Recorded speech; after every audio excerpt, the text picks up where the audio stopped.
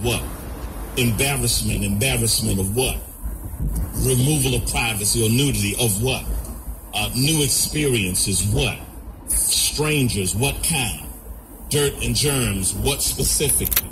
Rejection, by whom? Social phobias, who by whom, or at the hand of whom, or when?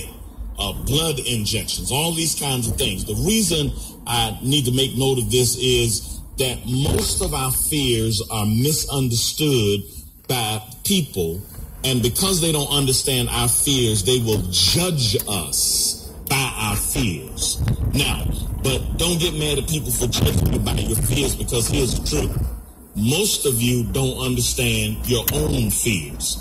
And because you don't understand your own fears, you tend to put them in a general category as opposed to dealing with the specifics. See, most people don't know the foundation of their fear, and it's important that you learn what the foundation of your fears are. This accounts for why a lot of times people can come by and they can tell you, don't be afraid, everything is going to be okay.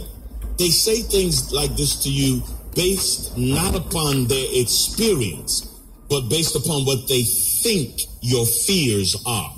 Now, I don't know about you, but I don't, when I'm in a place of fear, I don't want any empty encouragement that's not rooted in experience. Let me help you understand what that means.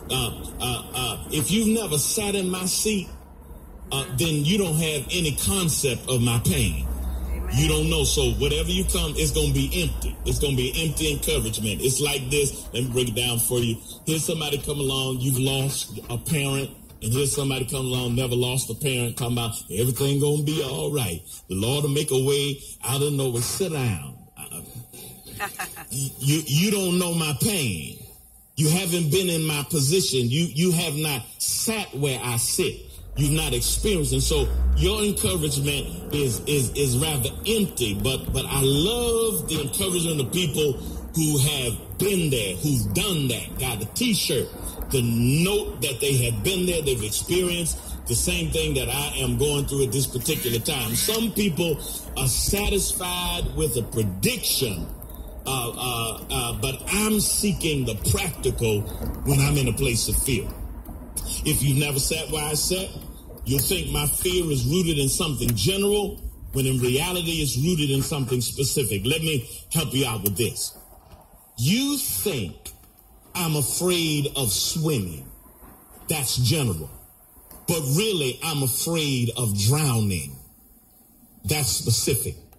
You think I'm afraid of germs. That's general. But really, I'm afraid of dying from germs. That's specific. You say I'm afraid of driving, but really I'm afraid of being injured or killed in an accident. You say I'm scared to get married. I tell you, I'm scared to marry the wrong person. Come on, y'all. You say I'm afraid to trust, but in reality, I'm afraid of trusting you. You say I'm afraid to take risks, but really I'm afraid of how it's going to turn out. You say I'm afraid of you, but I'm really afraid of what you're capable of. I'm not afraid of new things. I'm afraid of failing at anything. Brothers and sisters, we are all afraid of something all the time. Now listen to that. Now, because some of y'all say, I ain't scared all the time. No. We're all afraid of something all the time. Basil King, in his book, The Conquest of Fear, writes this.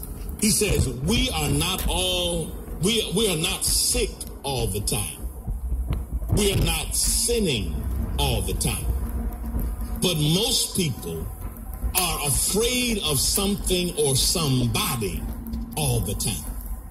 As a result of that, and I believe it, fear is a normal emotion. I told you that very early on in this sermon series.